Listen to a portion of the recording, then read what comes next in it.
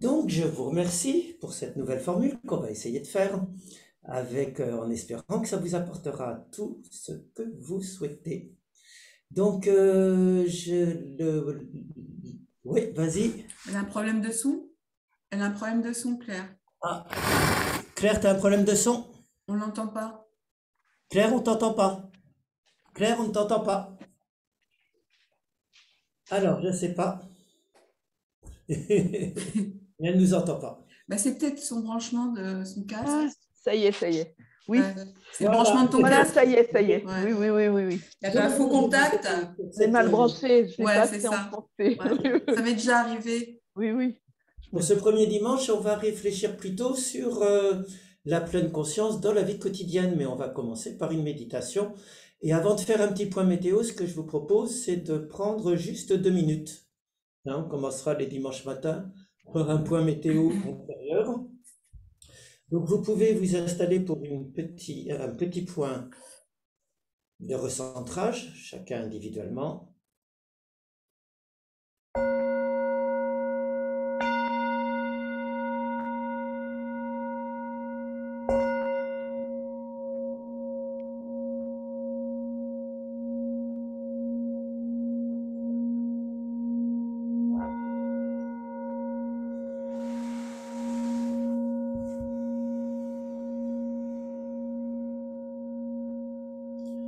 Donc en prenant par vous-même une assise aussi stable et confortable que possible.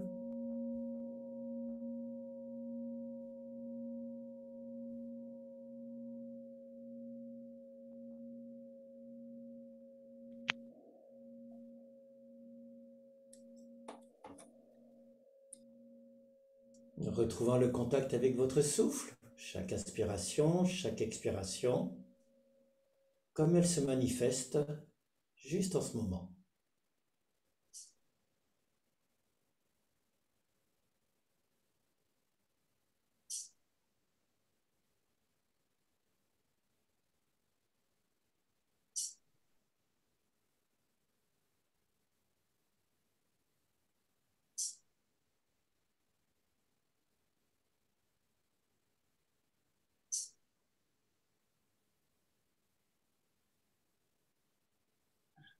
Et en faisant un point sur votre météo intérieure, ce que je ressens actuellement, quelles sont les sensations physiques qui passent juste en ce moment présent.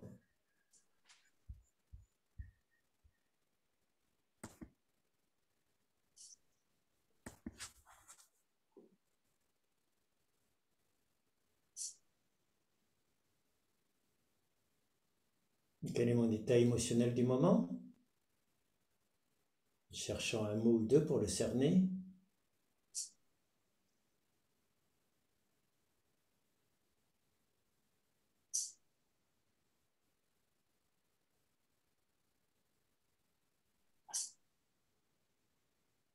Quelles sont les pensées qui passent? Et en explorant notamment les pensées par rapport à cette matinée.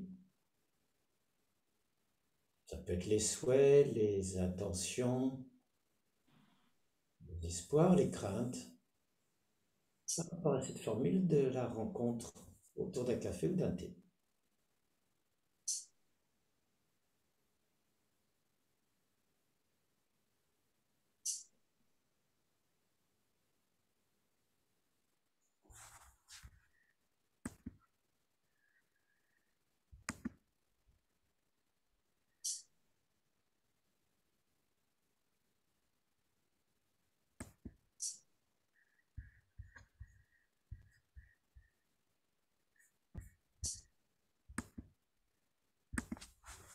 Et puis,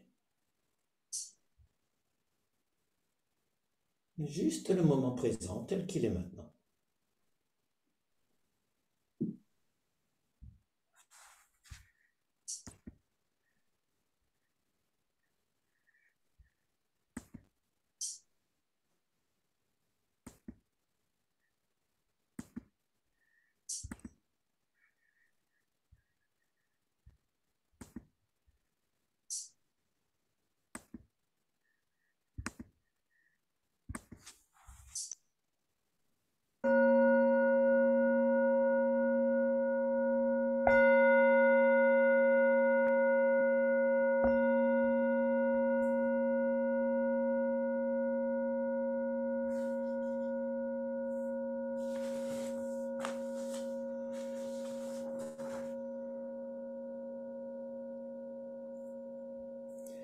Alors, on va pouvoir faire un premier petit tour de table, si vous voulez bien. Donc, celle qui a envie de donner sa petite météo intérieure, ça peut être aussi, ça peut être intéressant, hein, ce que vous espérez, attendez de ce genre de rencontre du dimanche mensuel ou craignez éventuellement, ou juste un état du moment. Et puis, ce que je vous suggère, c'est que la petite tasse de café ou de thé que vous avez prise, quand une personne parle, vous pouvez simplement, en même temps, essayer d'être en écoute et en pleine conscience de la boisson que vous prenez. Juste en pleine conscience de l'odeur, du goût, de la texture, etc. Qui veut bien commencer à partager? Vous levez la main, puis vous voyez, la parole, elle vient toute seule. Oui, vas-y Isabelle, merci. Bah, écoute, moi, je me sens plutôt tranquille.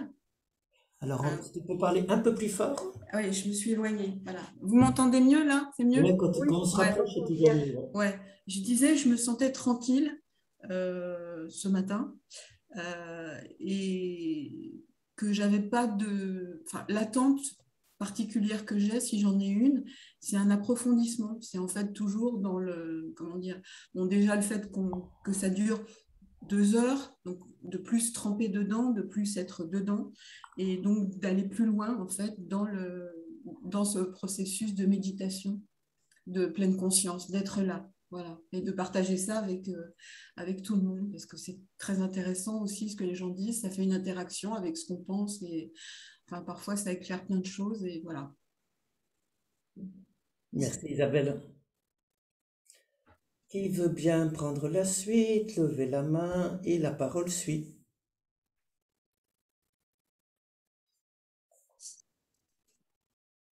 Alors, Claire, Vas-y, Anne. vas-y. Oui. Ben, déjà, moi, je suis bien contente d'être là. Puis je me dis, 2 heures, c'est mieux qu'une. C'est moins bien qu'une journée. Mais- Ah oui, moi, j'attends impatiemment la journée en silence. Voilà. Donc, j'attends de cette séance un approfondissement aussi, et qu'il y ait des moments de silence. Parce que moi, c'est avec la méditation que j'ai vraiment découvert les bienfaits du silence, du recentrage en soi, que je ne pratiquais pas avant. Euh, Très rarement, parce que je suis quelqu'un qui parle beaucoup. Donc, c'est rare que je m'arrête. Voilà. Et donc, voilà. Puis, Christian, tu as donné le thème de cette journée, c'est la méditation dans la vie courante. Alors ça, je le pratique beaucoup, beaucoup. Dans tous mes actes, quand je vais à la piscine même, pendant mes cours, à la gym même, quand ça s'arrête un peu, Voilà, justement, très bien. voilà. Enfin, je pratique beaucoup, puis dans mes gestes quotidiens, sous la douche. Enfin, bon, je ne vais pas vous raconter ma vie, mais disons, je Non, m'aperçois, non, j'ai on fera tout à beaucoup. l'heure, donc tu vas Oui, garder voilà, voilà. Mais comme ça on partage. alors, je suis contente du thème d'aujourd'hui, là, tu as annoncé. Très Voilà. bien. Merci Claire. Vous voyez que je parle beaucoup. Vas-y Anne. Oui, Anne, et puis après Nicole. Moi, je voulais dire, j'étais vraiment très, très contente. C'est aussi tout ce partage entre nous parce que ben, j'aime beaucoup la synergie de vous, de notre petit groupe, où j'ai l'impression au moins qu'on peut se parler vrai, sans masque, et que ce groupe est fédérateur de, j'ai envie de dire, de l'essentiel, de ce qui est important, de ce qu'on a envie de vivre. Moi, je sais que quand j'avais fait le stage MBSR, pas avec Christian, que je ne connaissais pas à l'époque, la méditation m'avait aidé à prendre des décisions importantes, notamment celle de prendre ma retraite, d'aller à l'essentiel de ma vie, de la créativité, de la nature. Et, et cette pleine conscience, elle est devenue capitale. Et travailler aussi autour d'un texte de Thich Nhat Hanh, qui est quelqu'un que je trouve de merveilleux quand il parle de l'enfant intérieur, quand il évoque tout ça, c'est merci. Et merci de ce partage. Merci Anne. Et puis Nicole, si tu veux bien. Oui, ben moi vraiment, je me suis retrouvée dans tous vos propos et dans ceux de Anne en particulier. parce que moi aussi, je suis à la retraite depuis un petit moment et j'ai effectivement ressenti, et je ressens ce besoin d'essentiel euh, qui n'est pas si simple à... Voilà, enfin, cet essentiel n'est pas simple à atteindre parce que la vie professionnelle nous a beaucoup modélisés, nous a voilà, placés sous des contraintes qui, quelque part, sont bien utiles aussi parce qu'elles nous empêchent de nous poser des questions. Et quand vient le temps de savoir qui on est vraiment et de quoi on a envie vraiment, on peut être bien, on peut avoir un petit moment de flottement. Donc, c'est pour ça notamment que j'ai rejoint ce groupe, hein, il y a pas bien longtemps, vous savez. Et je suis très contente parce que la parole est très porteuse, il y a beaucoup de bienveillance. Donc, vraiment, dès ça, je vous remercie tous. Et le thème d'aujourd'hui, ou le thème global, ou les objectifs de cette session, de cette série, ça me parle beaucoup. C'est comment l'intégrer dans la vie courante. Parce que les challenges de la vie vont peut-être devenir un peu plus contraignants, hein, avec l'âge, avec la santé. Il y a plein de choses déjà, mais ça, c'est pas l'essentiel. Il y a aussi, Anne disait, la créativité. Alors moi, j'aime dessiner, par exemple, et je suis toujours à explorer cette chose-là entre la tension extrême, le vouloir faire, le lâcher prise. Et je retrouve ça dans le yoga aussi, que je pratique intensément. Voilà, donc moi, je suis venue explorer tout ça avec vous et je suis très contente, oui. Merci Nicole pour ce partage. Et puis, ben, moi, je suis content d'essayer cette nouvelle formule et de vous retrouver. Et puis, qui on est vraiment, ben, j'aime bien parce que qui, je sais pas justement qui c'est. Être, je me demande ce que c'est. Et puis, vraiment, c'est encore plus un défi. Donc, donc c'est super. C'est une question qui, je pense, n'est jamais fermée, mais toujours ouverte. Donc, c'est ça qui est intéressant, je trouve, dans la vie. Et qu'est-ce que je voulais dire d'autre? Et puis, le thème de la pleine conscience dans la vie quotidienne, bon, on en parlera après. On va commencer par une première méditation, comme le dimanche, hein, qui sera toujours inspirée par Thich Nhat Hanh, où je laisserai plus de silence, puisqu'on est dans un groupe un peu d'approfondissement, hein, comme Claire et d'autres l'apprécient, mais avec quand même un petit guidage, bien entendu. Et pour cette première fois, avec Thich Nhat Hanh. Et après, on reviendra sur la pleine conscience dans la vie quotidienne, parce que moi, mon attente, c'est de comprendre ce que c'est pour vous, la pleine conscience dans la vie quotidienne. Comprendre moi aussi ce que c'est, parce que je ne sais pas trop ce que c'est bien. Donc le groupe, ça me permettra de comprendre ce que j'annonce comme sujet, que je ne suis pas forcément... voilà, donc les éclaircissements, ils viennent de tous les côtés. Donc, merci. Si vous voulez bien, on peut s'installer pour donc toujours 20 minutes, 5 minutes de marche méditative, et puis à nouveau 20 minutes sans objet, si cela vous va. Donc, je vous laisse vous installer.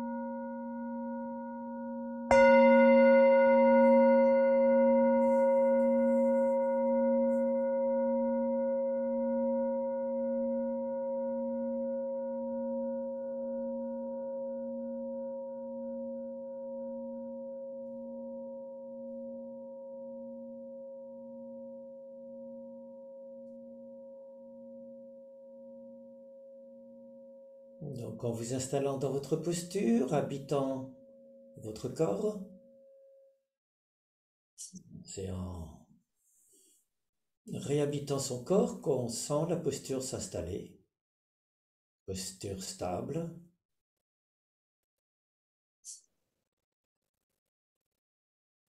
L'ancrage dans le sol,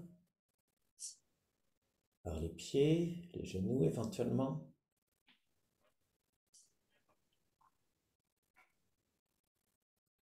L'assise du fessier.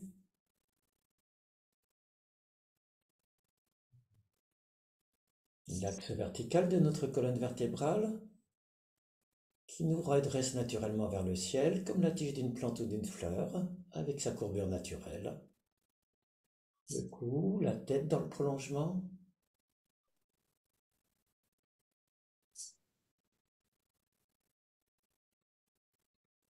Et on s'entend le haut du crâne qui tend vers le ciel comme s'il était attaché par un fil à plomb invisible.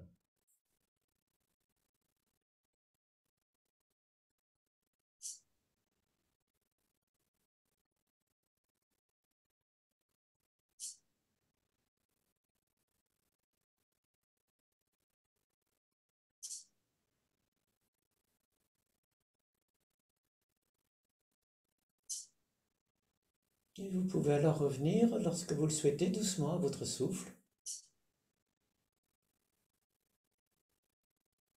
Juste ressentir dans cette posture chaque inspiration, ce qui se passe dans le corps à l'inspiration.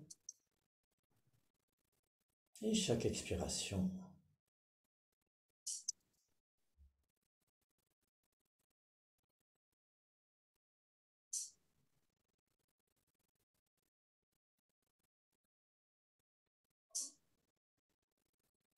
Sans observer votre souffle de l'extérieur, mais en le revivant de l'intérieur,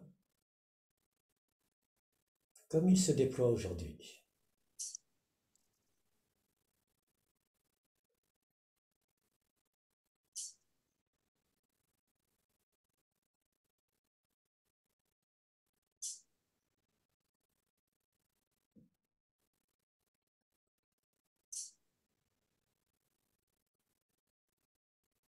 Chaque inspiration, plus courte, plus longue que la précédente, que la suivante.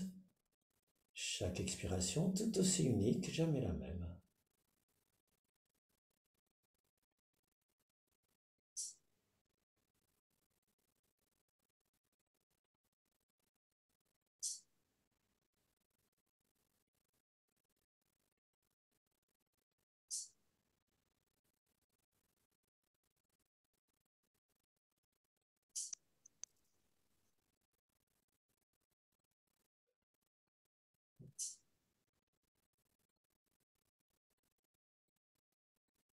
Et en surfant sur chaque vague de votre souffle.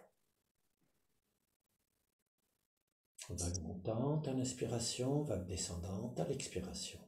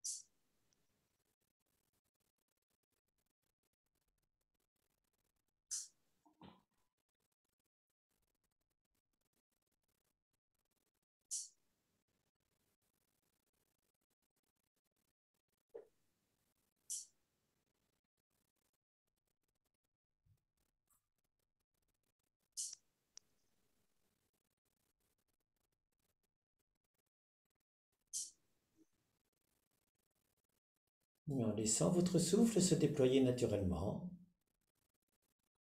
sans chercher à le contrôler, à lui indiquer une longueur, une force quelconque, lâchant prise sur toute volonté de contrôle de votre souffle.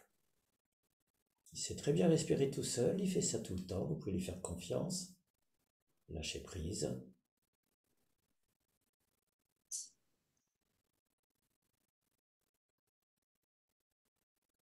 Laissez trouver son rythme naturellement, de lui-même. Si à un moment donné vous avez l'impression de ne plus sentir votre souffle, ou que ça le perturbe parce que vous vous mettez en posture d'observateur externe, vous oubliez la consigne, vous faites attention à votre corps, et l'air de rien, vous revenez à votre souffle. Voir comment il continue à fonctionner tout seul.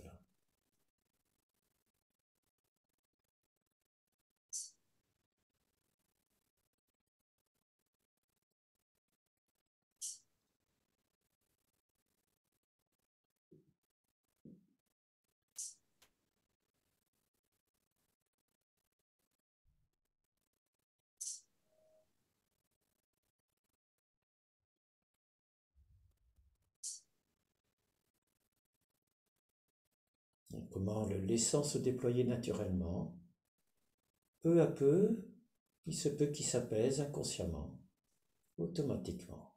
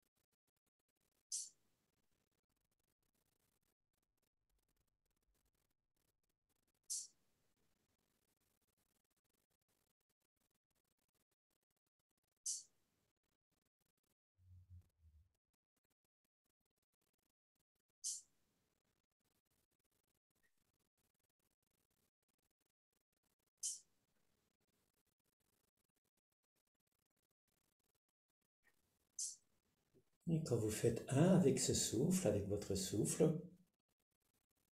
vous pouvez alors sentir peut-être cette grande concentration où on est pleinement présent, dont parle Thich Nhat Hanh, en communion profonde avec la réalité vivante du moment.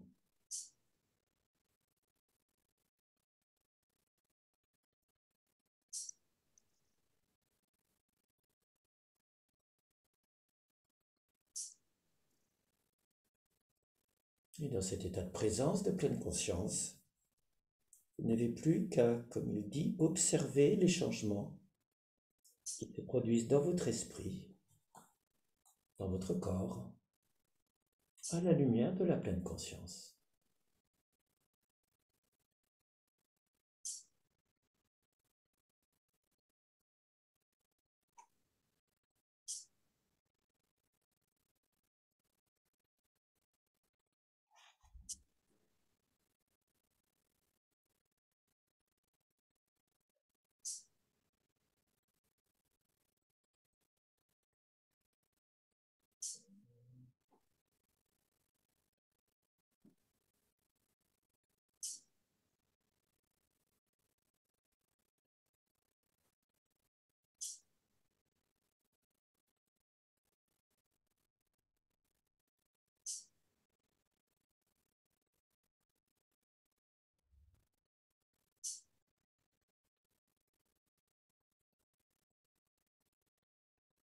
Et bien entendu, comme dans la vie quotidienne, il se peut que des pensées viennent nous perturber, des douleurs, des souvenirs, des projets,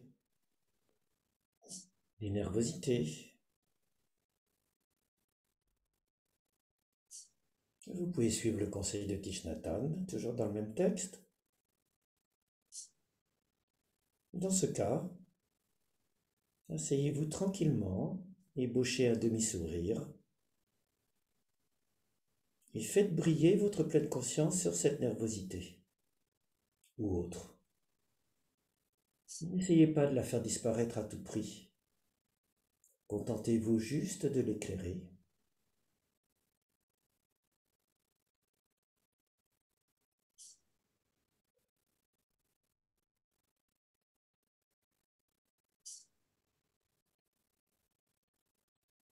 Vous verrez que peu à peu, la nervosité changera, fusionnera, en se connectant à vous.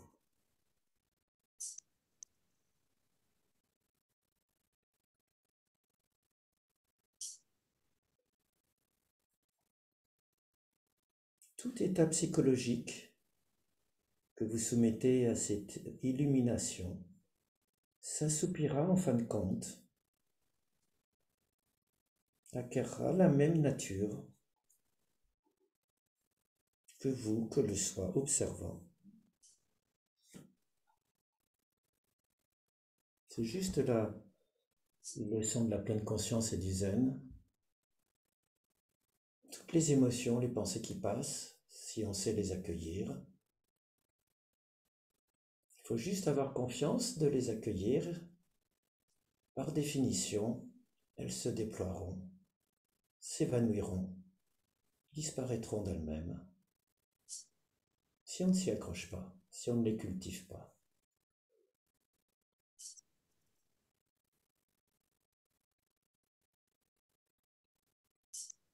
Juste parce que tout est impermanent et que c'est salvateur.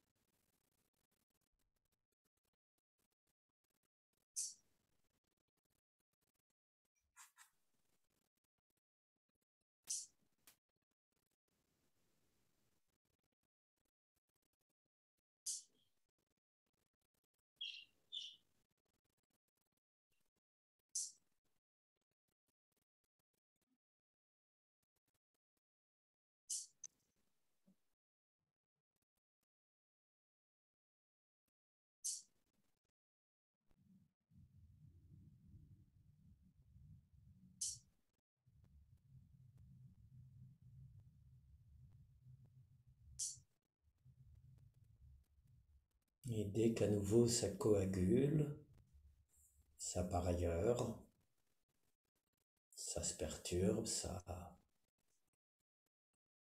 se distrait, juste détendre l'endroit musculaire qui est en cause, décoaguler, comme disait Deshimaru, rendre fluide.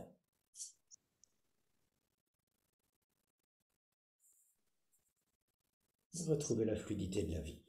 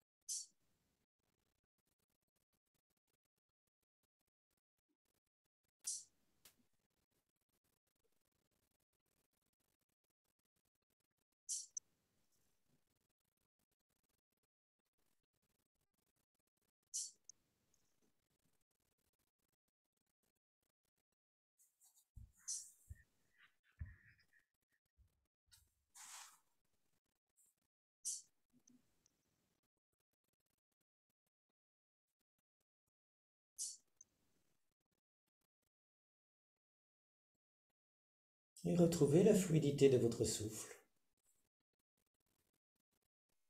La vie dans votre souffle, chaque inspiration, chaque expiration, et le petit temps entre les deux.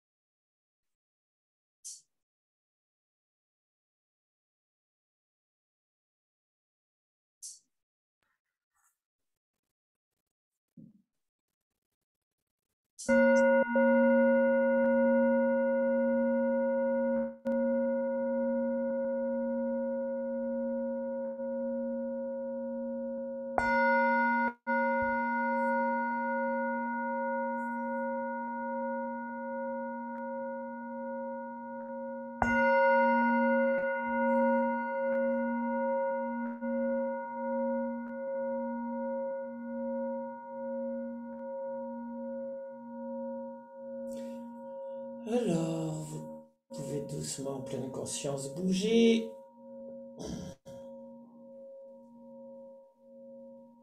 Étendre les membres.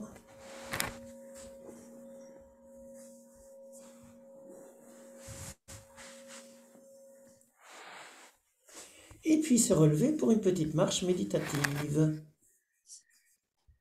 Je crois que Isabelle a disparu entre-temps, mais elle va probablement revenir. Donc vous pouvez vous relever.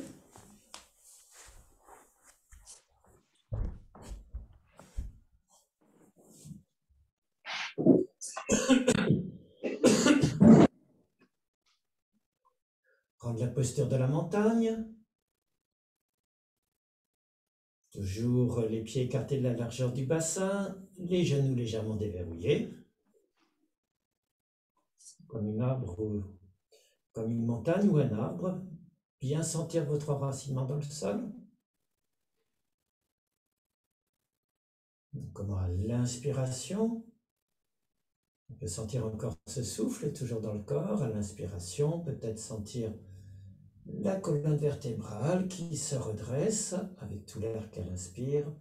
Les épaules qui remontent légèrement. À l'expiration, les épaules qui redescendent légèrement. Laissez le corps s'abandonner à la pesanteur. Tout le poids du corps dans les pieds, dans le gros orteil. Dans les gros orteils.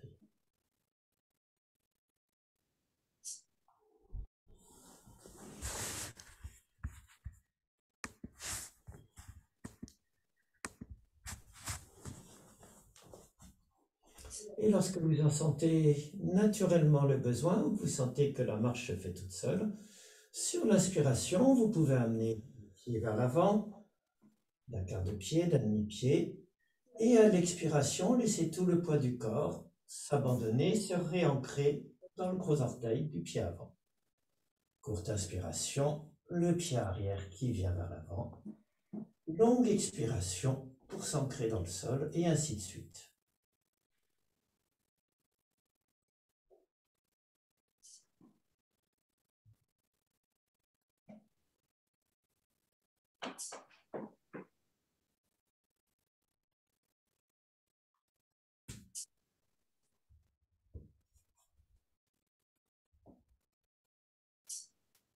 Vous pouvez oublier la consigne, le principal c'est juste d'être en pleine conscience dans la marche en train de se faire.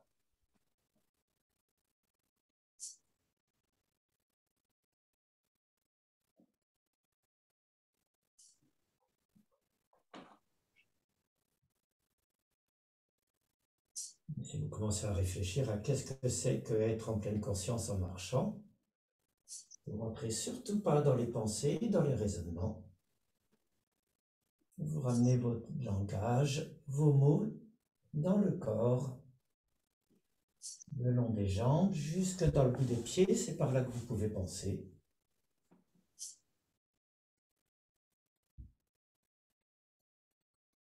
Toujours ramener dans les jambes, dans les pieds.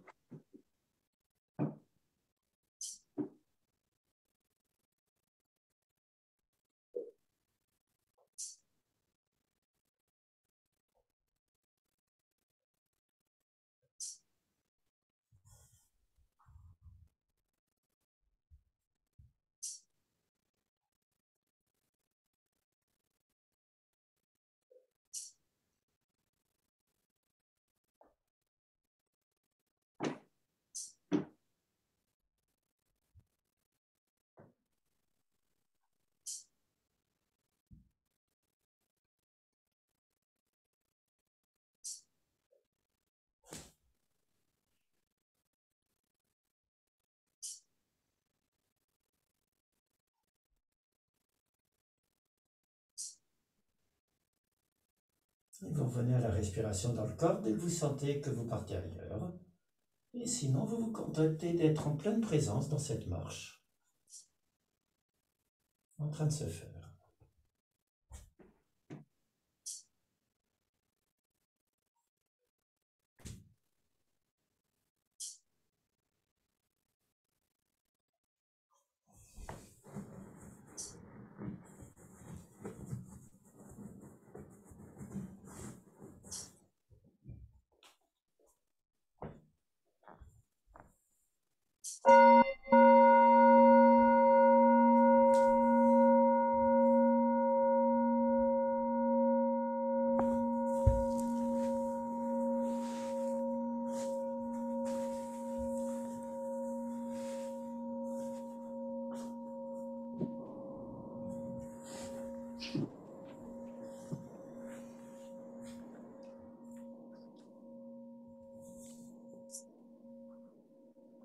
Alors, vous pouvez reprendre votre assise.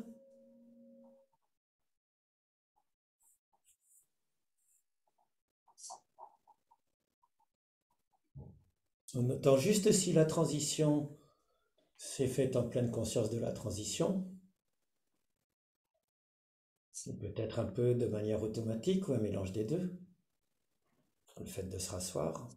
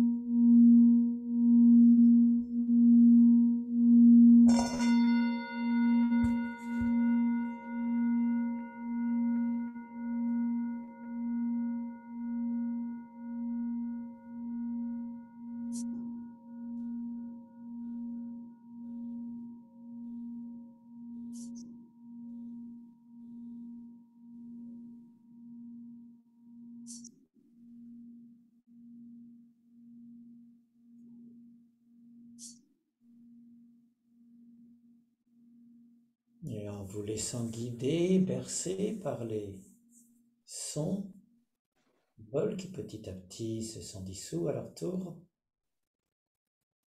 vous pouvez juste maintenant accueillir chaque événement de la vie qui va se produire, sans savoir ce que c'est à l'avance. Comme vous avez accueilli les sons, vous êtes laissé bercer par cette musique.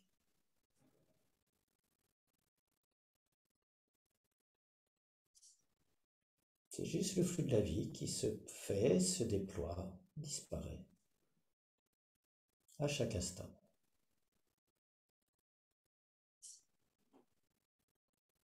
Il n'y a rien d'autre à faire. Juste s'installer dans la même écoute, la même attention ouverte.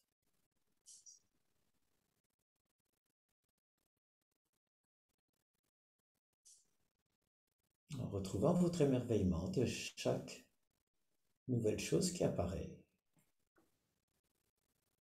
Cet émerveillement de l'enfant face à chaque nouvelle chose, face à chaque nouvel événement.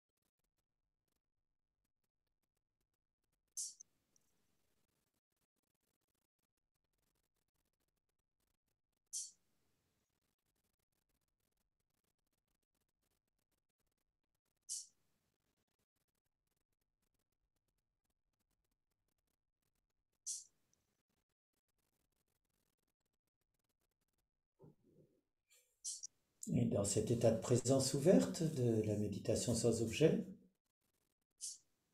il y a bien entendu l'accueil de chaque nouvel événement qui arrive, se déploie, disparaît, et en même temps une compréhension profonde de ce qui apparaît, se déploie, disparaît. Une compréhension intuitive, immédiate, de l'intérieur, qui ne passe pas par le raisonnement, ou alors c'est qu'on est en train de repartir dans le mental.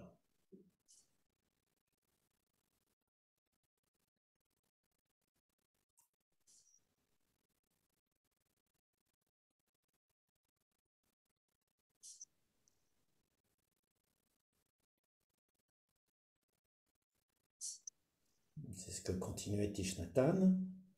La compréhension est le fruit de la méditation, pas la réflexion. Cela veut dire que vous devez vivre dans votre corps en pleine conscience de celui-ci, avec vos sentiments, avec votre esprit.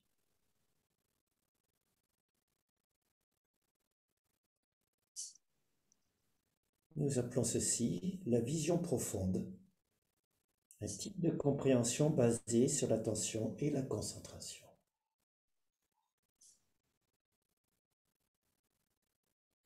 C'est toujours le couple, même s'il ne le dit pas là, Vipassana, Samatha. Samatha, c'est juste d'atteindre un état de calme intérieur, c'est ce qu'on fait en se focalisant dans la première méditation, par exemple, sur le souffle. Et dès que l'état de concentration, entre guillemets, de refocalisation de l'attention qui se pose est atteint, Samatha, s'ouvre naturellement, comme la fleur de lotus, une compréhension intuitive, le Vipassana.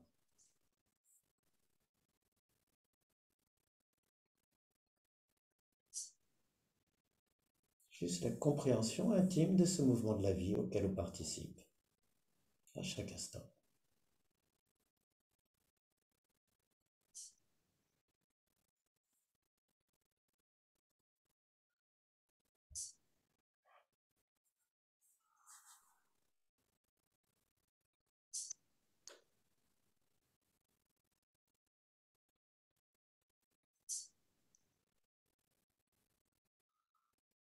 C'est une pénétration directe et immédiate, intuitive, plus que le résultat des raisonnements, précise Thich Nhat Hanh. Cette compréhension est pleinement présente en nous. Nous pouvons l'exprimer en mots.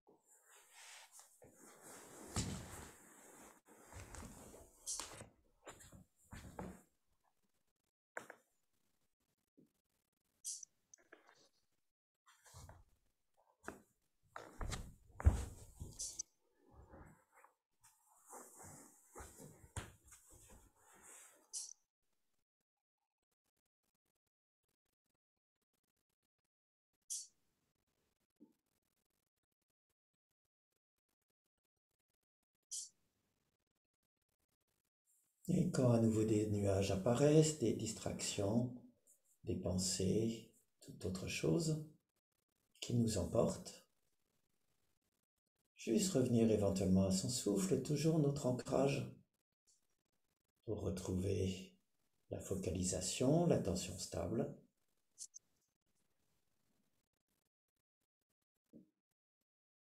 Intégrer, amener la pleine conscience sur l'objet qui nous perturbe,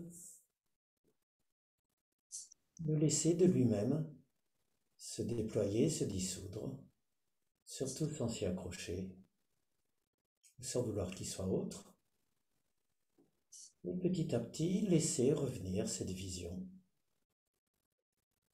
Le vipassana, cette compréhension intuitive immédiate de ce qui est en train de se passer.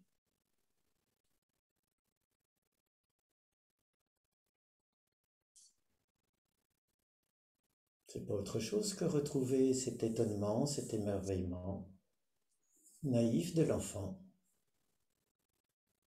face à la mer qui monte, qui détruit son château de sable, et face à toute chose,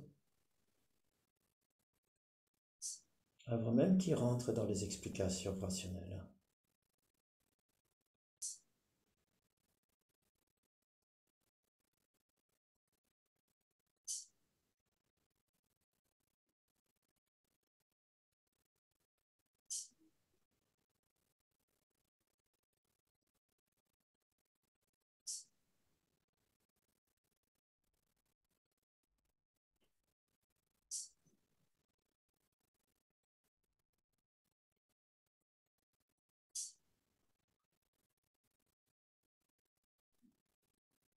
Et cet état d'émerveillement, d'étonnement naïf,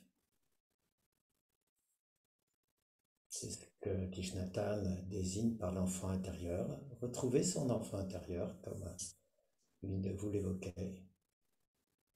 Simplement cet état de présence, curieux, émerveillé, étonné.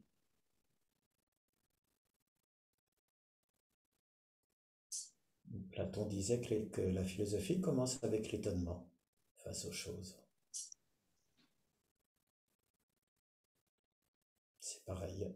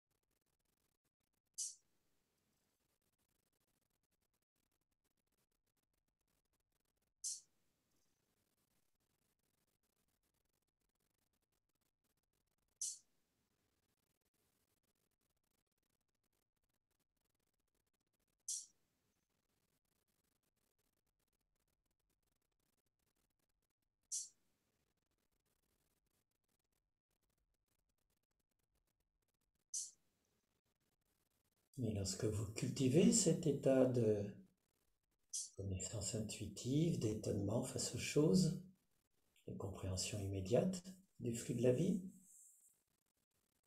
vous pouvez vous demander si ça vient de la tête ou du cœur. Peut-être est-ce plus le cœur qui permet de s'ouvrir, de comprendre. En tout cas, c'est l'enseignement profond de Thich Nhat Hanh, de revenir au cœur.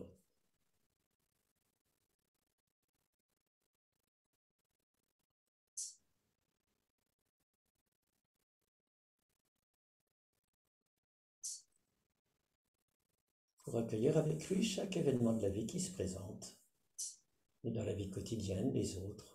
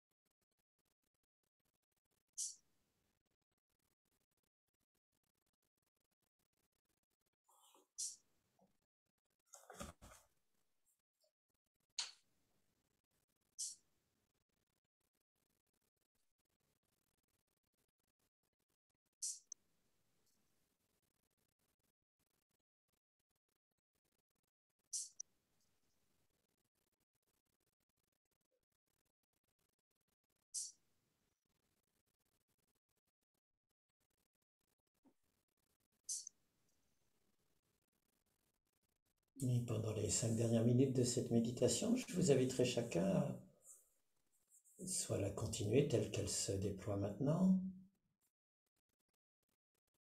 soit déployer encore plus cette capacité du cœur, de la pleine conscience. Donc vous pouvez en ce cas-là, par vous-même, l'ouvrir en une méditation de l'amour bienveillant, en voyant à qui vous avez envie d'adresser, d'ouvrir ce cœur. Ça peut être aussi de revenir à la compréhension de cas plus difficiles. Dans ce cas-là, la bienveillance se transforme en compassion pour les souffrances de l'autre. C'est ce à quoi invitait toujours Thich Nhat Hanh aussi dans cette dernière phrase. Écouter avec compassion, c'est écouter avec la volonté de soulager l'autre de sa souffrance, sans le chercher, sans le juger ni chercher la dispute ou la confrontation. Peu importe la forme que vous allez décider pour la suite et la fin de cette méditation, juste la poursuivre comme elle se fait naturellement, juste l'ouvrir en méditation de l'amour bienveillant ou de la compassion pour des gens que vous connaissez. Laissez votre cœur décider de la suite de cette méditation.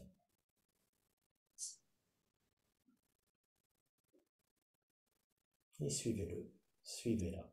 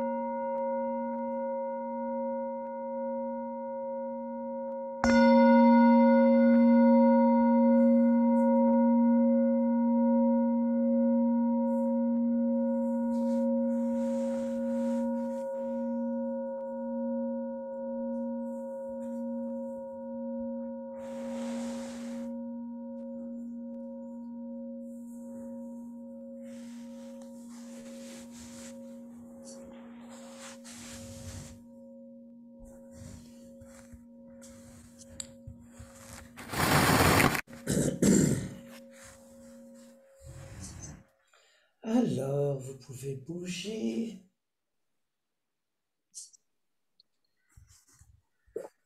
Ouvrir le micro si vous l'avez retiré.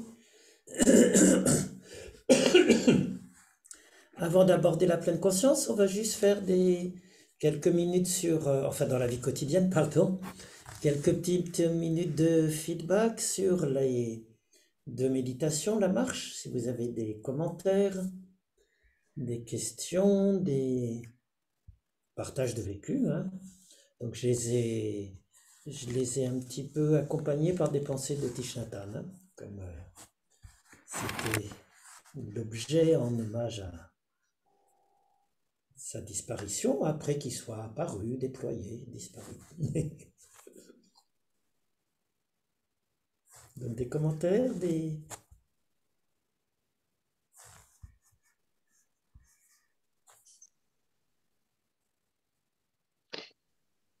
Oui, vas-y, Nicole.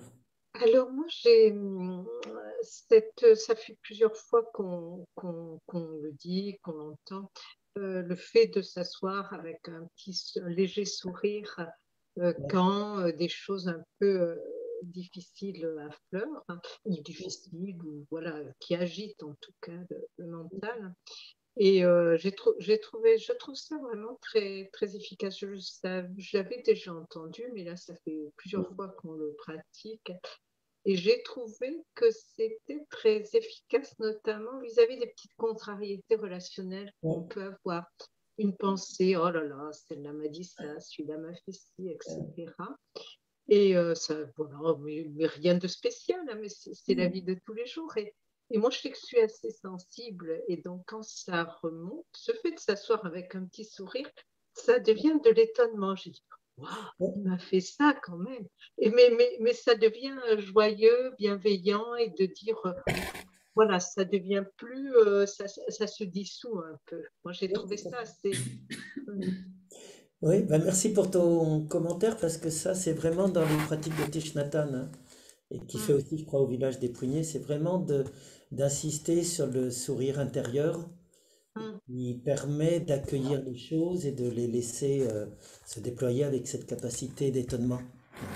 Moi, le sourire dont parle Thich Nhat Hanh, je trouve toujours que ça m'évoque toujours le sourire des Bouddhas du Gandhara, qui est la plus belle période pour moi de sculpture des Bouddhas, hein, qui est avec l'influence grecque vers le IIIe siècle, et où ils ont un sourire intérieur qui les illumine vraiment, et qui est très... Donc ouais, merci pour le commentaire sur ce sourire. Bien entendu, la limite, c'est de surtout pas devenir le sourire américain Colgate. Quand il arrive, il faut qu'il y ait la muraille blanche de mes dents qui montre que je souris, ça c'est la vie. Mais oui, tout à fait, si c'est les signes. Oui, vas-y Claire. Oui, pour rebondir ce que tu viens de dire, Nicole, on le voit avec les bébés, le sourire est communicatif complètement. C'est vrai. Dès qu'ils naissent, si on sourit, il sourit. Les Et premiers sourires. vice-versa. C'est dur de garder son sérieux face à un bébé qui sourit. Oui, oui, oui. Non, mais c'est très, très communicatif, j'avais remarqué. Oui. Tout à Et fait. avec les humains plus âgés aussi. Et je me dis même que moi, la nature me sourit parfois. Merci.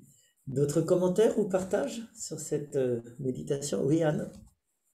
Oui, ben moi, le sourire, en fait, il m'a permis de sourire à mon histoire, de sourire à mon passé et d'être un petit peu comme la petite fille avec les allumettes et de craquer des allumettes et de me connecter avec ma grand-mère que j'aimais tant et notamment comme le texte parle de la vaisselle et à me revoir petite fille arrivant chez elle avec le poêle à charbon où j'allais chercher le coq à la cave et il y avait toujours une casserole avec de l'eau bouillante et de retrouver tous ces moments d'être connecté finalement à elle avec ces gestes simples et et cette connexion, cette petite fille aux allumettes, mais qui craque des belles allumettes, en fait, avec des jolis moments, des jolis souvenirs, ça renvoie à toute une douceur, à toute une grande richesse que des fois on oublie par les vicissitudes de la vie, par les contraintes. Et cette pleine conscience, elle permet de revenir sur ce qui est là et ce qui était, comme on disait tout à l'heure, ce qui était fondamental. Et de regarder finalement notre histoire avec un sourire en disant waouh, j'ai eu la chance de tout ça. On t'entend plus, Christian. On t'entend plus. Ah oui. Oui, merci Anne. Et là, on est vraiment dans les enseignements de Thich Nhat Hanh, effectivement, qui est l'essentiel de ce qu'il disait, je pense que Claire qui le connaissait un peu au village des Pruniers. Et c'est vraiment ça, hein, et c'est retrouver l'étonnement. Et comme je vous disais, cet étonnement, ce qui est amusant, c'est que Platon, il y voit l'origine de la philosophie, Aristote aussi. Ouais, c'est intéressant. Et c'est cet étonnement qu'on retrouve aussi dans la pleine conscience. Moi, ça m'amusait parce que quand je vous commentais, c'était pas la grand-mère de Anne, c'était l'un de mes souvenirs d'enfance, c'était que il y avait une inondation je devais avoir 7 ans à peu près, même pas, 5 ou 6 ans, et il y avait la machine à laver qui avait tout inondé. Et ma mère rentre et me regarde en train de regarder émerveillée l'eau qui coulait partout. Mais enfin, pourquoi tu m'as pas dit pourquoi? Et moi, j'étais là, je trouvais ça beau, l'eau qui... Voilà, donc c'est pas toujours opérationnel ou exécutif le sourire, mais ça permet de retrouver un étonnement face aux choses, je trouve. Et puis je vous ai aussi parlé de Vipassana Samatha, hein, pour ceux qui ne connaissent pas éventuellement, c'est toujours les deux mouvements, qu'on soit dans le Vipassana, dans le Zen, chez les Tibétains, toujours le mouvement de refocalisation, concentration, qui permet de stabiliser l'attention, ça c'est Samatha. Et puis Vipassana, c'est l'ouverture après à cette compréhension intuitive immédiate. Ce qui se passe, c'est des événements, pas simplement voir les choses de l'extérieur, mais les comprendre de l'intérieur. Christian, juste Oui, pour moi, pour faire le parallèle avec quelque chose que j'avais abordé en yoga, est-ce que c'est ce qu'ils appellent Viveka? Non, Viveka, c'est le Viveka, discernement. Le alors, je sais pas, qu'est-ce qu'ils discernement, appellent ouais, tu peux Viveka, en dire c'est un le petit peu discernement. plus, ouais. ouais, peut-être, je sais pas, ouais. Ce qu'ils appellent, tu dis, vivez. Viveka, le discernement, la vision profonde qui. Oui, tout à fait. Alors, la vision profonde, oui, tout à fait. Oui, oui, oui, oui, totalement. Oui, oui, Vipassana, la traduction, c'est vision profonde ou vision clairvoyante. Hein. D'accord. Et qui s'atteint à partir d'une focalisation. Donc, on peut le faire par le yoga aussi, bien entendu, totalement. C'est une manière d'amener cette vision profonde, tout à fait. Voilà. Oui, vas-y, Nicole. Non, c'était Isabelle. Isabelle, pardon. En fait, moi, c'était par rapport à cet étonnement, effectivement, qui ramène à un état où finalement assez indéterminé. Moi, j'ai retrouvé des états justement d'enfance où en fait j'étais là, tout simplement là, sans émotion particulière, et où en fait, ce qui m'a beaucoup touchée dans ce qui était dit ce matin et qui rejoint cet étonnement, c'est cette compréhension intuitive, immédiate et fugace des choses en fait. qui passe pas par le mental. Et ça, je trouve ça très intéressant et c'est un étonnement de vivre ce genre d'état, puisque finalement, on n'a pas du tout l'habitude de ça, on est plutôt dans le raisonnement et c'est assez, enfin, je trouve ça assez fort quand même. On se demande, en fait, justement, tu parlais tout à l'heure on se demande qui est là, qui pense, qu'est-ce qu'il pense, puisque finalement, il y a une compréhension, mais sans raisonnement, et donc on se dit, bah, ça pense tout seul, alors qu'est-ce qui est là qui pense? Enfin, moi, voilà, je trouve ça super. Oui, comme ça respire tout seul. Oui, c'est ça. Mais voilà, ça pense. Et ça pense, Ouais. mais qui pense? Ouais, tout à fait. Oui, tout à fait. C'est toutes ces questions qui sont intéressantes à explorer. Merci, Isabelle. Merci. Alors, c'est une bonne transition pour aborder notre petit thème de la pleine conscience dans la vie quotidienne. Donc, ce que je vous propose, c'est d'abord chacune de me dire un petit peu qu'est-ce que vous pensez, à quoi ça vous a référé de la pleine conscience dans la vie quotidienne. Claire, tu avais commencé, hein, et je t'avais dit que tu pourrais dire plus après. Mais qu'est-ce que c'est pour vous vivre en pleine conscience dans la vie quotidienne? Et puis après, on reviendra au texte.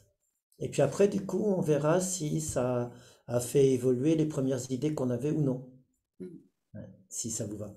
Donc, qui veut bien commencer sur la pleine conscience dans la vie quotidienne? Après avoir médité, pas dans la vie quotidienne, justement.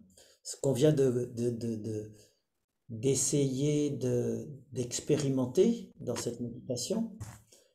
Comment on le retrouve, ou qu'est-ce que ça veut dire de le retrouver dans la vie quotidienne? Ou qu'est-ce que c'est pour vous la pleine conscience de la vie quotidienne, même si c'est différent?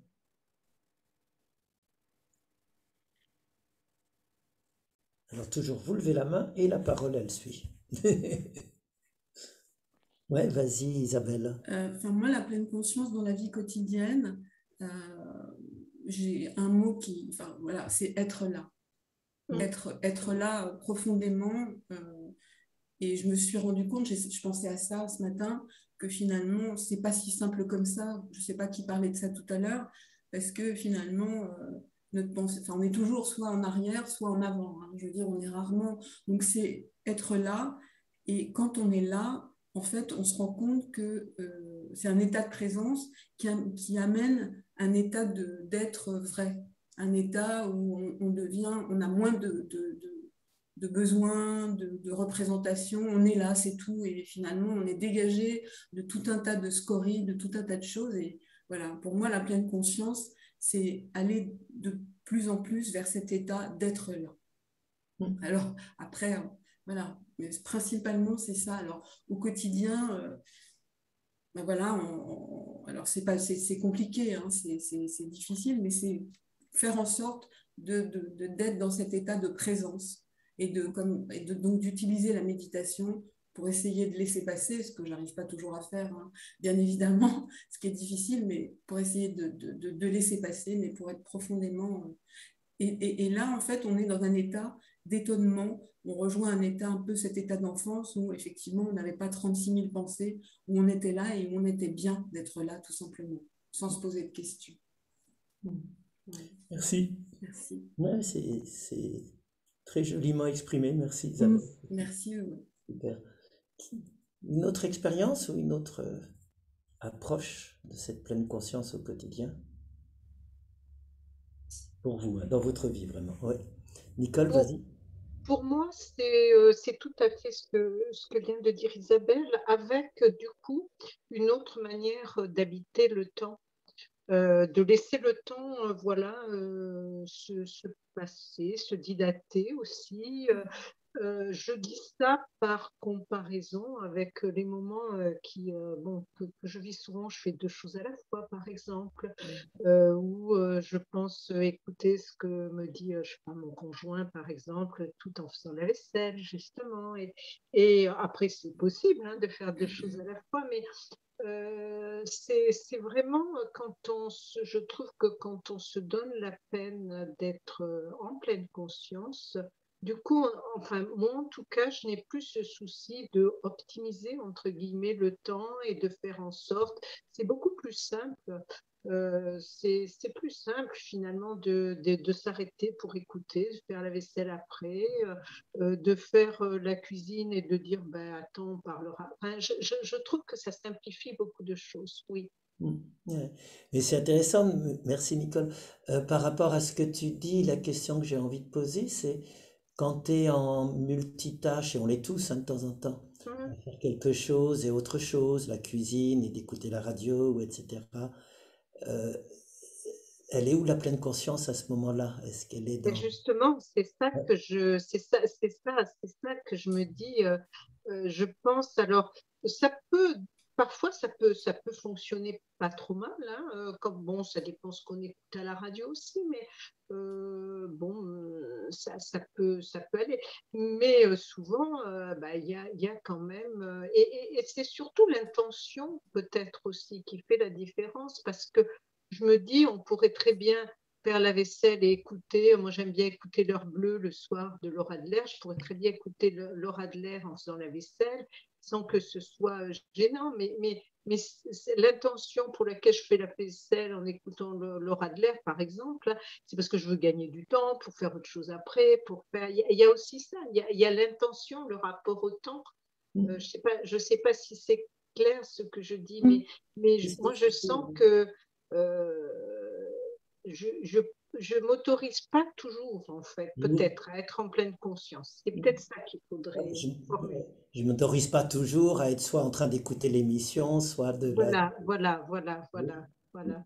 Et ce qui est joli dans ce que tu dis, c'est l'intention. Et puis, moi, j'ai entendu au début, je ne sais pas si tu l'as dit ou non, la tension. Oui, ben c'est ça, clairement, Quand on est en clairement. multitâche, il y a une tension. On ne Oui, s'en peut pas oui, le nier. oui, oui, c'est ça. Je pense que c'est ça que je cherche à traduire. Donc, je l'exprime dans un rapport au temps, mais Ouais. il y a quelque chose d'un peu agrippé quand même. Hein. Ben, on est obligé, hein. Dès Bah qu'on oui, est en parce que sinon, la multitâche, il y a une vaisselle. tension pour garder les deux à la fois. Oui, oui. Donc, la pleine conscience, ce serait peut-être d'être posé et pas dans la tension. Mais je ne sais pas, hein, Mm, c'est triste, mm. effectivement. Oui, ça, c'est quelque chose que je ressens, oui. Et qui a un autre rapport au temps, comme tu dis. Merci. Oui, oui. Ouais, super, merci. Claire, vas-y. Oui, alors moi, je visite un espace depuis que je médite dans ces séances. Donc, je visite le silence, j'écoute beaucoup le silence, ce que je faisais jamais avant. Et j'ai tout le temps la bienveillance qui vient avec. Pour moi, méditation, c'est silence, bienveillance envers tout un espace. Et tous les êtres vivants, ça c'est important. J'avais jamais fait ça avant. Et tout le monde est là. Tout le monde est là. Tout l'univers, les disparus, les présents, les fleurs, les chiens, les arbres. Les arbres, très important. Et ma pleine conscience, c'est visiter tout ça pendant que je fais mes gestes quotidiens. Comme je l'ai dit tout au début, là, quand je suis à la piscine, que je nage, que je m'arrête, que je visite, je, je m'évade, enfin, je pense à tout ça. Voilà. Et dans beaucoup, beaucoup de gestes maintenant, même quand je suis avec des gens qui parlent, hein, je les entends, mais je suis aussi ailleurs. Je suis aussi dans cet espace et je leur envoie la bienveillance que j'ai. C'est une autre dimension de ma vie. Ouais. Voilà. Et ce qui m'interpelle dans ce que tu dis, mais juste comme questionnement, c'est où cet ailleurs? Parce que tu dis je suis là et aussi ailleurs. Oui, je voulais dire par rapport à l'espace.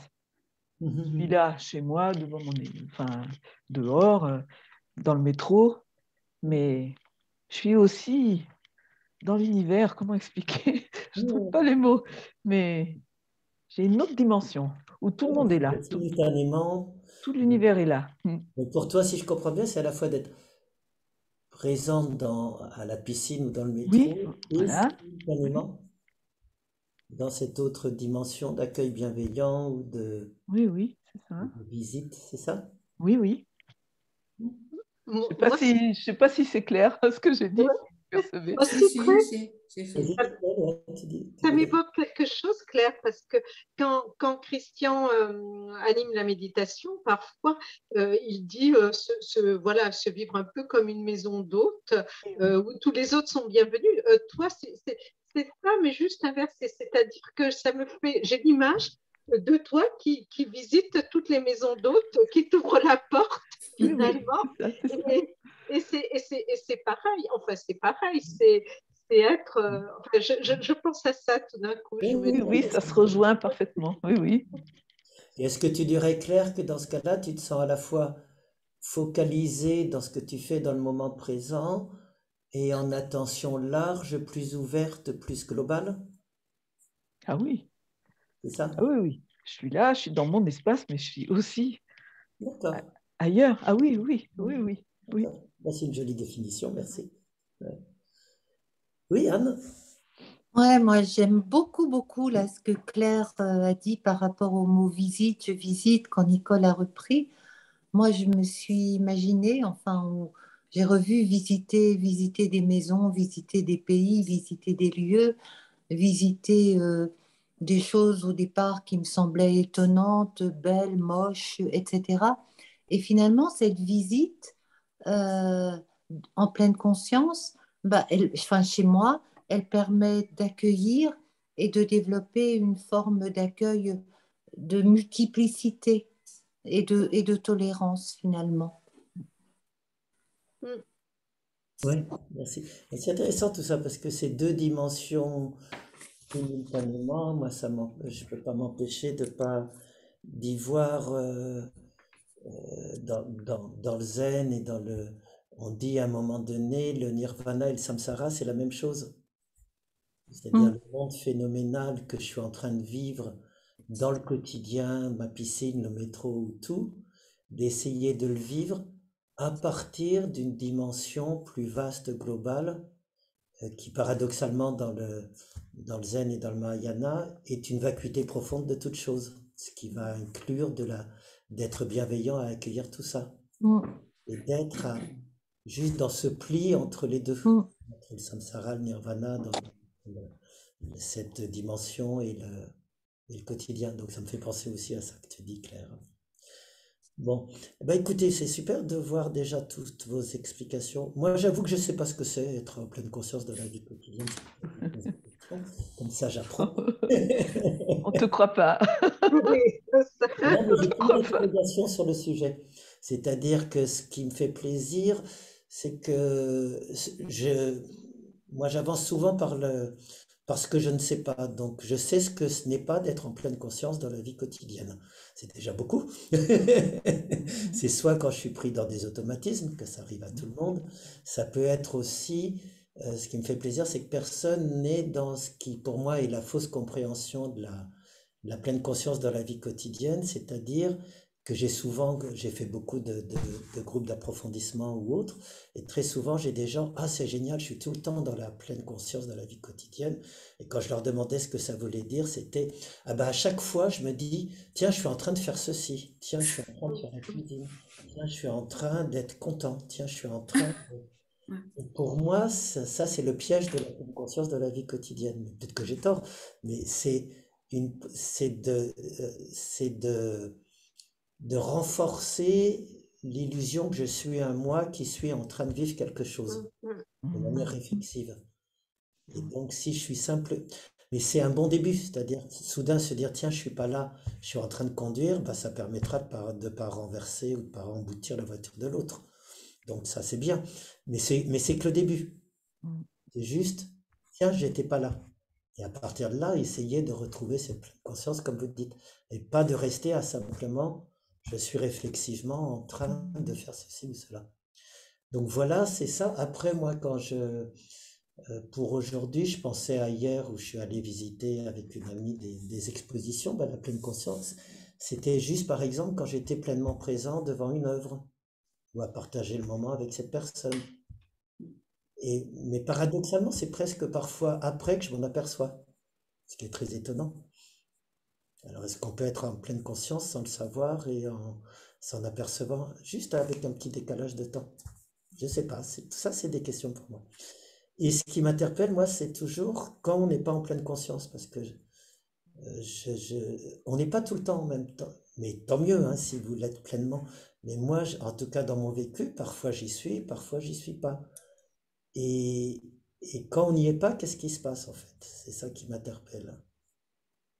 Qu'est-ce que c'est ces moments où on n'est pas en pleine conscience, qui peuvent être très nombreux, hein. Bon, moi j'ai un naturel distrait, donc c'est facile en plus de savoir ce que c'est pas de temps en temps. Voilà, donc tout ça, c'est des... Et ça me faisait penser au fait que Heidegger, il dit l'être ne se voile, ne se dévoile qu'en se voilant. Donc bien entendu, il y a du dévoilement, pleine conscience, mais en même temps, le dévoilement de la pleine conscience dans la vie quotidienne, il se fait toujours en voilant autre chose, en occultant autre chose, en s'oubliant. Heidegger parle de l'oubli de l'être, d'essayer de voir le dévoilement de l'être, mais de savoir que l'oubli de l'être est toujours dans le mouvement même du dévoilement. Et, et bon, là je suis en train de faire une digression, mais je la finis rapidement. Et il dit que c'était le sens premier de la vérité chez les Grecs. Le mot vérité, c'est aletheia, et ça veut a, c'est le privatif, c'est l'absence de, le nom, et l'été, c'est le fleuve de l'oubli. Dans l'Hadès, qui fait que les gens ne vont pas se souvenir de leur vie précédente quand ils seront morts. Donc la vérité, c'est juste l'arrêt de l'oubli. Mais l'oubli est là de toute façon. Voilà, donc c'est des interrogations personnelles. Donc, la pleine conscience. Et en même temps, ça me parle totalement ce côté être.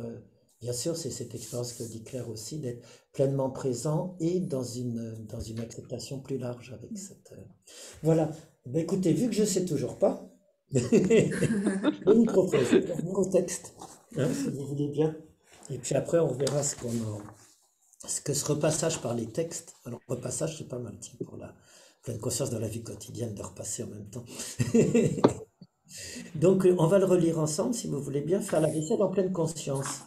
Déjà, la première chose, c'est, moi je vois deux parties, hein, dans le texte. C'est une première partie jusqu'au 5 compris, et puis une deuxième partie de 6 à 10.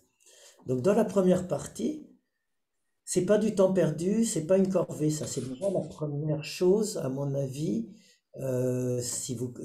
puisque je vous inviterai à continuer à explorer ce que c'est que d'être en pleine conscience dans la vie quotidienne, ben, c'est de se prendre conscience dans votre vie quotidienne, dans les prochains jours, à chaque fois que vous allez vous dire, comme disait un peu Nicole, ah ça c'est un petit peu une corvée, ou je vais faire la vaisselle, c'est une obligation, je vais mettre Laura Adler en même temps, ou etc. Quels sont juste les moments où je me dis, tiens, c'est une corvée, je vais me laver les dents, je vais faire ceci.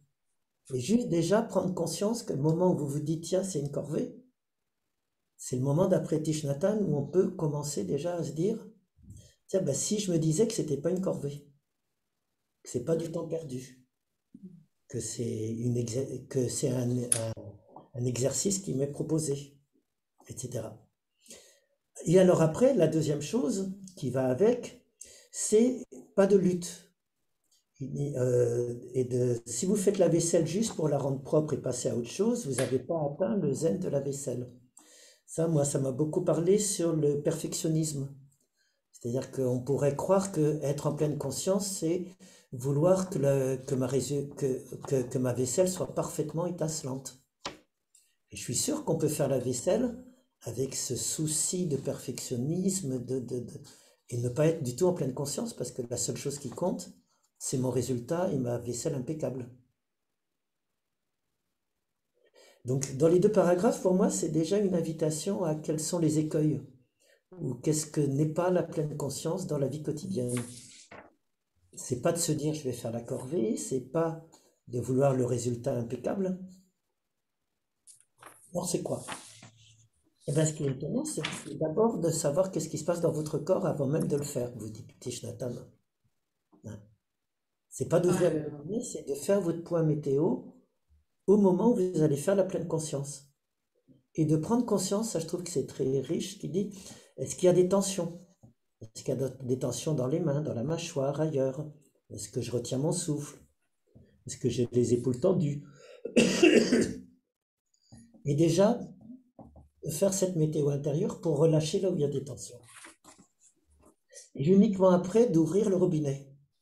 Et là, on rentre dans la pleine conscience classique, qu'on se dit, là, enfin, dans le sens habituel de la pleine conscience quand j'ouvre le robinet, c'est de sentir la sensation de l'eau sur les mains, de l'assiette dans les mains, de sa dureté, le frottement de l'éponge, les saletés qui se décollent.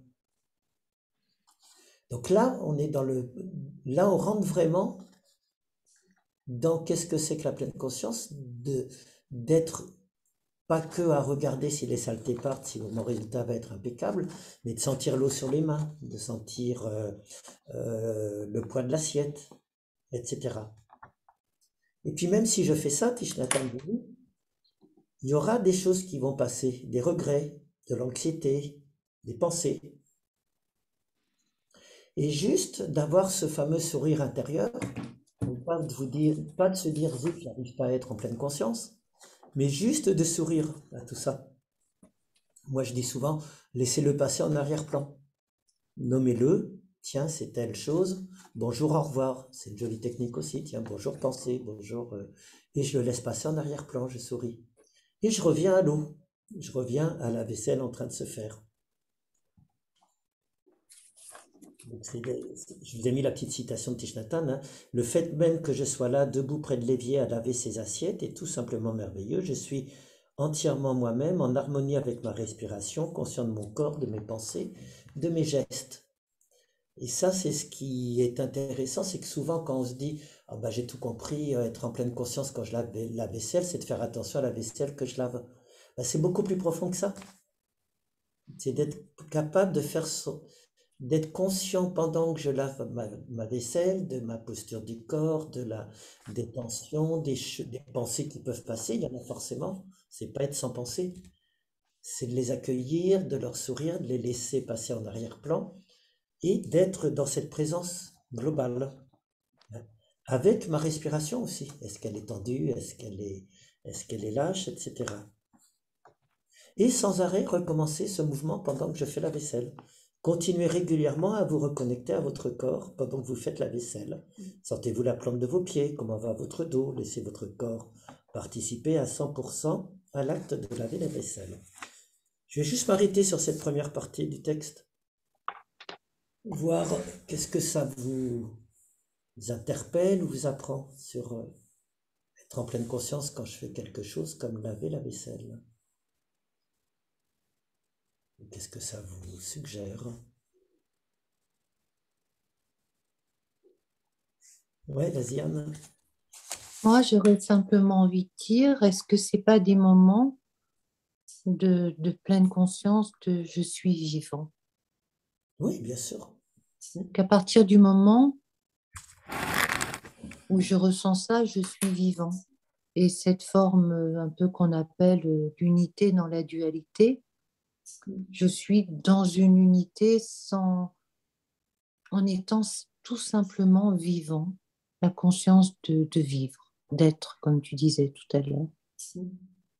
Oui, et oui, tout à fait. Et c'est d'inclure autant cette attention focalisée sur mon assiette Ouais. que, comme dirait Claire, cette attention large, plus globale à tout ce qui se passe à ce moment-là, dans mon corps, autour de moi, etc. Donc il y a à la fois l'attention focalisée et l'attention large ouverte, effectivement, dans cette présence. Et on n'est pas que focalisé sur la vaisselle qu'on est en train de faire. Non. D'autres commentaires? Ouais, merci. Ouais, vas-y. Moi, je dirais qu'en fait, ça induit comme un respect des choses. Tout à coup, on se rend compte, comme quand finalement on essaye là, c'est pas la vaisselle, mais il cite aussi plus tard le fait de manger en pleine conscience. Tout à coup, les éléments ne sont pas simplement utilitaires. Enfin, on a plus de respect. Enfin, le mot respect, c'est ce qui me vient à l'esprit tout de suite. C'est finalement, on se rend compte de ce qui nous entoure, de ce qu'on utilise.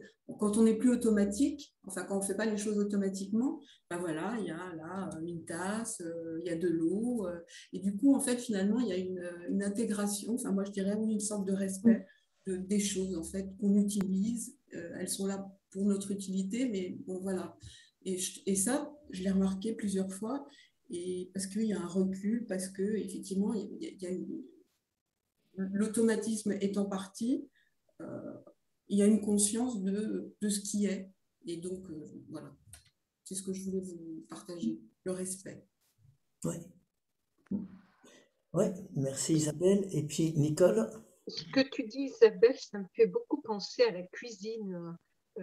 Quand on cuisine, moi j'aime bien cuisiner, puis j'ai le temps de le faire, et on fait une cuisine naturelle ici, vraiment avec des produits du marché, des choses comme ça. Et c'est vrai que si on traite bien ces produits, je trouve que c'est le respect, enfin, si on est concentré, enfin, si on est présent à sa cuisine, le respect et l'histoire des produits, finalement, nous vient. Enfin, nous, on les achète à des producteurs. Alors, on voit les producteurs de ces carottes, de ces pommes de terre, je sais pas, ou de ces...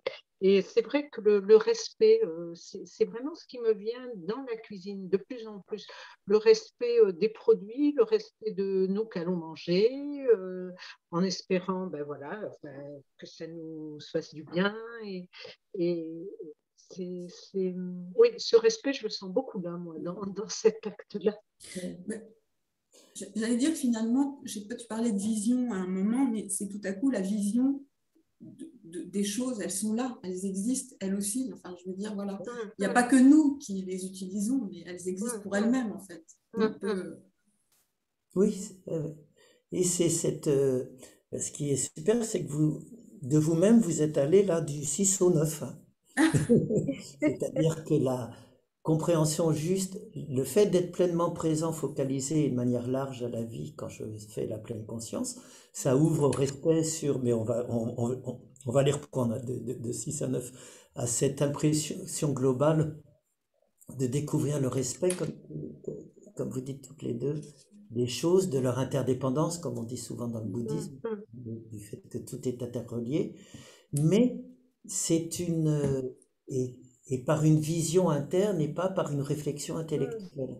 Et ça, c'est toute la difficulté, la différence à nouveau entre le 6 et le 10.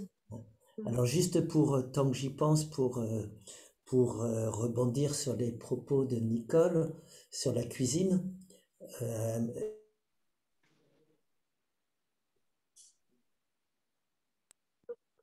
on t'entend plus? Christian, oui. Un cuisinier. Et Attends. en fait, il y a eu un gros blanc, Christian. Il faudrait que tu reprennes ta phrase. D'un coup, on t'a plus entendu.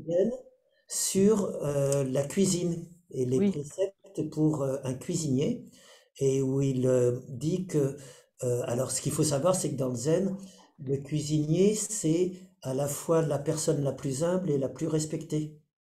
C'est la plus humble parce qu'en fait, il est pas assez intelligent pour être un maître, pour faire plein de cérémonies et tout. Et en même temps, Dogen vous dit, c'est lui qui est l'exemple du zen, qui comprend tout et qui est la vraie réalisation du zen dans ce discours. Et donc, il vous montre comment cuisiner, c'est une leçon de zen. Dans le choix des aliments, dans la manière. Donc ça, je te conseille vraiment, je pense que ça te plaît. Oui, ça va me plaire, je pense, oui. Tu me redemanderas, puis je vous enverrai le texte. C'est un très beau texte. Bon, ça, c'est juste pour faire un aparté. Mais pour revenir, ce qui m'intéressait dans le texte de Thich Nhat Hanh qui m'a fait vous le donner, c'est qu'il y a d'abord cette présence au fait de faire la vaisselle et d'être présent à tout ce qui se passe dans mon corps, dans mon esprit, autour de moi. Et après, à partir de 6, il continue à élargir. Connectez-vous avec les gens de votre famille qui faisaient la vaisselle avant vous, qui vous ont peut-être montré comment faire. Anne nous a dit comment ça lui avait évoqué tous les souvenirs de sa grand-mère, etc., qui vous a appris à faire la vaisselle, vos grands-parents. Et puis après, d'ouvrir encore d'où vient ce savon, cette eau, l'eau dont vous prenez conscience. C'est une ouverture pour les bouddhistes comme Thich Nhat Hanh au fait de prendre conscience de l'interdépendance de toute chose. Et puis encore plus, voyez la galaxie dans votre cuillère.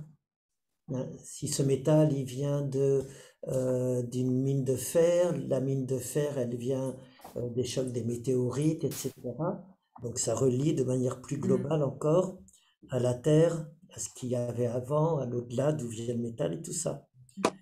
Et puis, il va encore vous dire, vous pouvez continuer à élargir par les détritus que vous jetez à la poubelle. Si vous faites du compost, prendre conscience qu'en même temps, ça va permettre de nourrir autre chose. Hein. Il a la jolie formule, pas de boue, pas de lotus. Hein.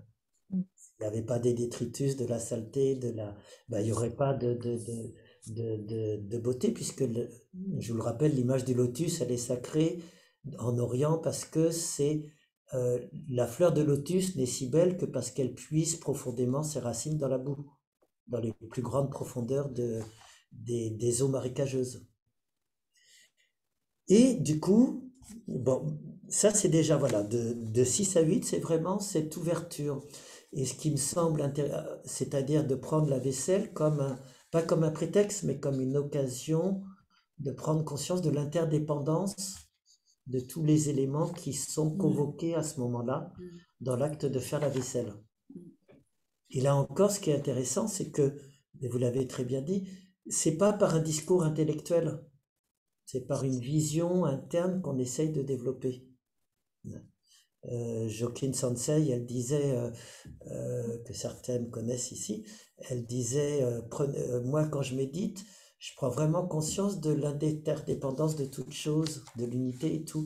Puis un jour, elle s'était presque mise en colère en disant, mais surtout ne vous mettez pas à croire que ça veut dire que pendant que vous méditez, vous êtes là en train de vous dire, ah, je suis un avec le cosmos, ah, qu'est-ce que je suis bien parce que je sens les autres dans la salle, et puis tout ça, on est en train de faire une belle famille et tout ça.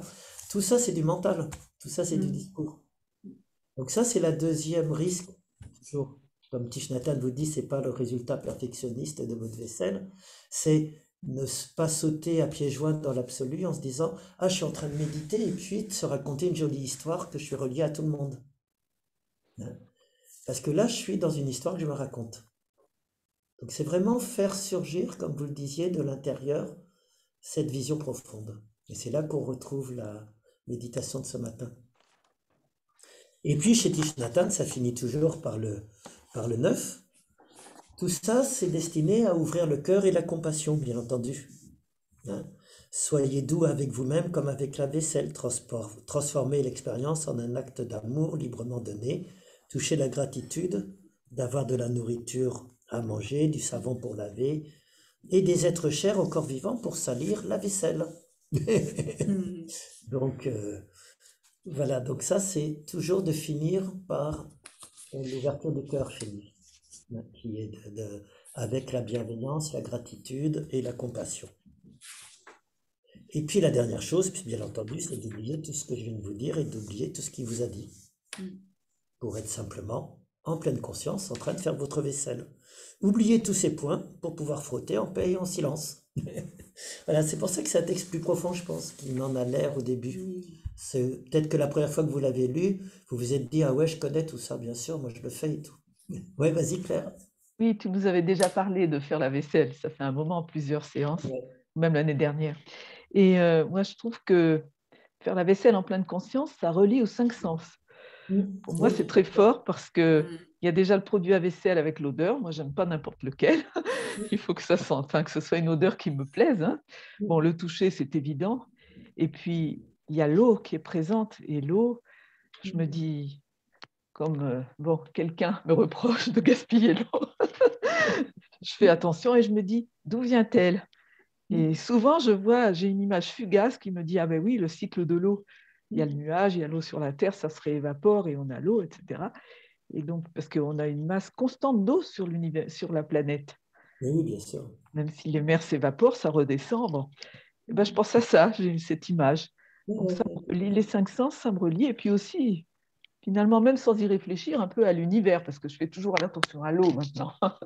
Parce que même quand mes enfants viennent, ils me disent « Mais maman, éteins le robinet, tu le laisses tout le temps. » Donc, enfin, il y a beaucoup de dimensions dans faire la vaisselle. Voilà.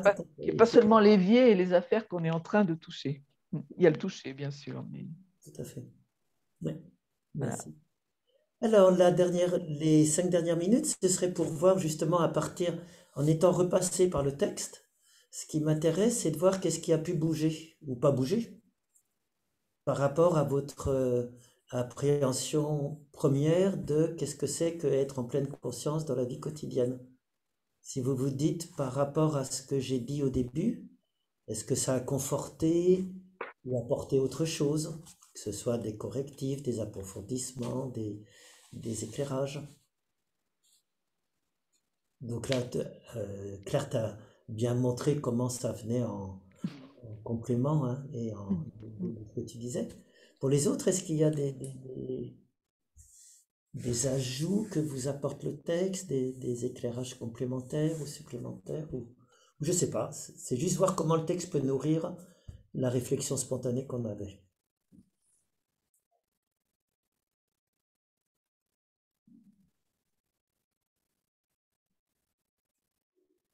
Moi, ça m'a nourri vos propos dans le sens de dire, et puis après je vous donne, comme ça je vais passer d'abord le premier pour une fois. Ça m'a nourri juste sur ce que je viens de vous dire, sur le fait que ça m'a rappelé la phrase de Joshin Sensei. Moi très honnêtement, parfois de 6 à 8, à 8, à 9, j'ai du mal justement quand je me dis c'est un discours intellectuel plaqué dessus.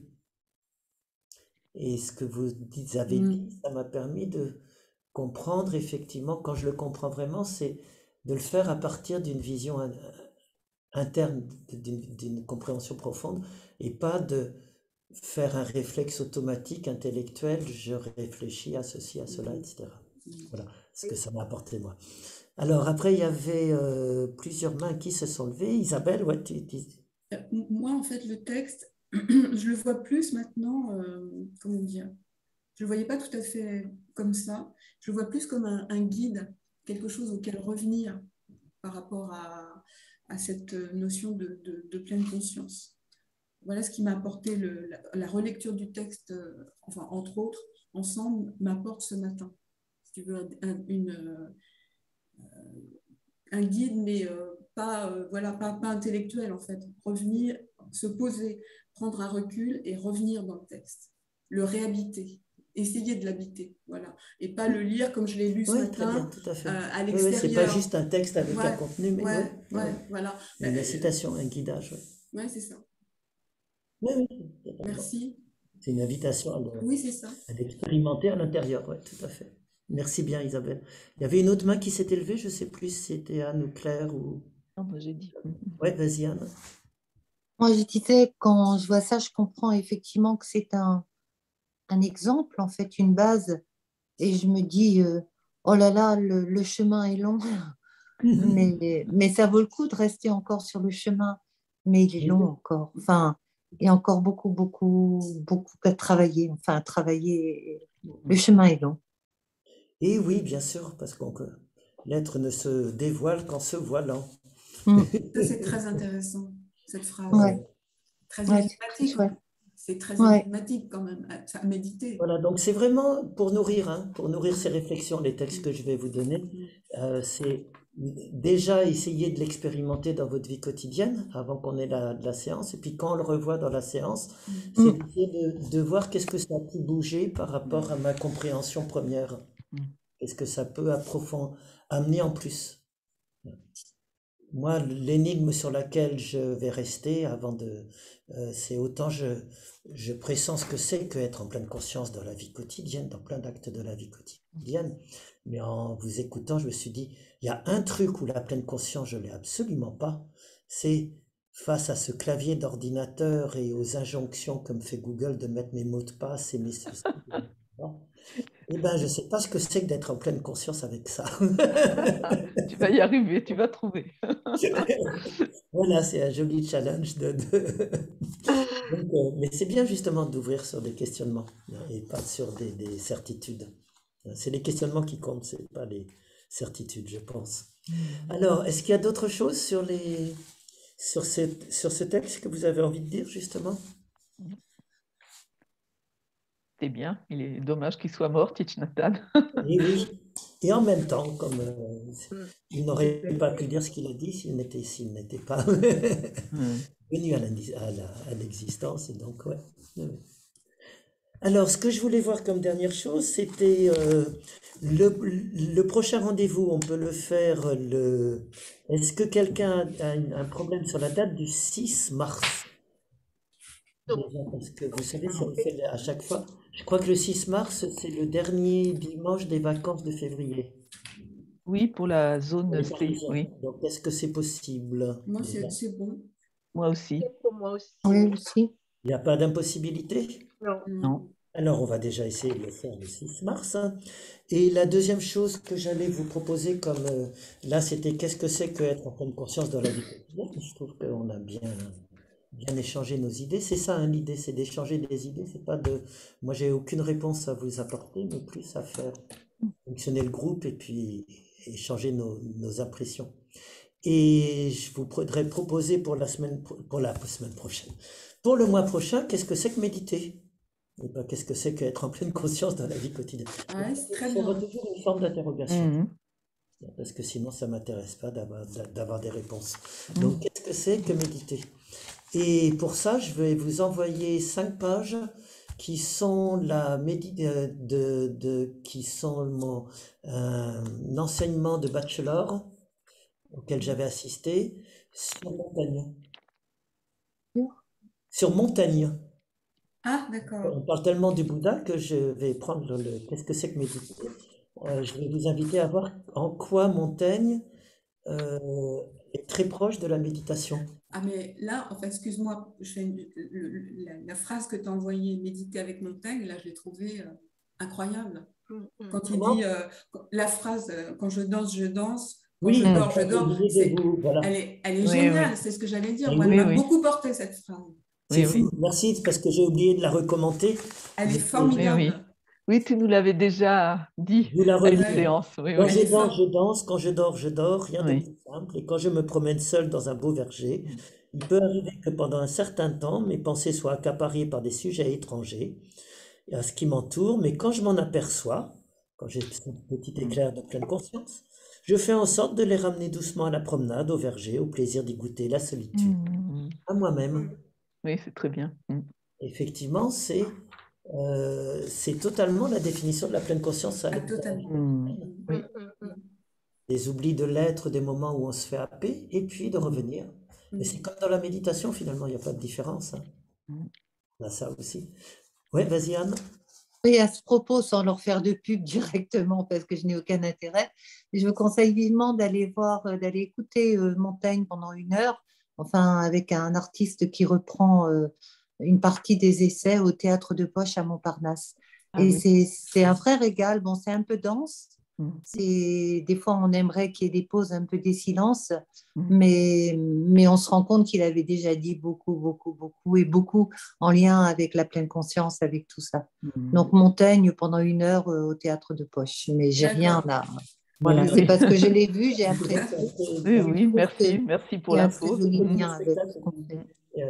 Et mon idée, c'est de se dire, bah, qu'est-ce que c'est que méditer si je m'aperçois que même en dehors du bouddhisme ou du zen ou de la pleine conscience, ben, Montaigne, qu'est-ce qu'il faisait finalement? Puis même les stoïciens ou autres. Voilà, c'est une petite. Puis vous verrez qu'il y a des idées sur qu'est-ce que c'est que la gouvernance de soi, la présence à soi, etc. Donc c'est un texte assez long de 5 pages, mais c'est vraiment toute une conférence, enfin tout un enseignement qu'avait fait Bachelor, hein. Donc vous prenez le temps pour le mûrir, pour vous poser la question. Ça vous convient comme programme? Très Très bien. bien, très De bien. temps en temps, on Super. parle avec des Oui, philosophes. oui, c'est très bien cette séance. Super. Ah oui, Eh vraiment. bien, je vous remercie. Merci à toi aussi. Bah, merci. Merci à Merci tout le monde. Vous beaucoup. avez juste des dernières remarques ou souhaits d'amélioration ou regrets pour la formule qu'on vient Parfait pour moi. d'inaugurer? C'est bien. Tout est Sinon, bien. vous m'envoyez un mail, hein, si vous n'osez pas critiquer par... On oserait, vous je m'envoyez crois. un mail de Oui. notification, c'est tout à fait possible. Bon, bah, je vous quitte et je vous souhaite une très bonne journée. Merci. Merci. Bientôt. À vous tous Au revoir. aussi. Merci encore. Au Au revoir. revoir. Au Merci. revoir. Votre Au revoir participation. à tout le monde. Au Au revoir. Au revoir. revoir. Au revoir.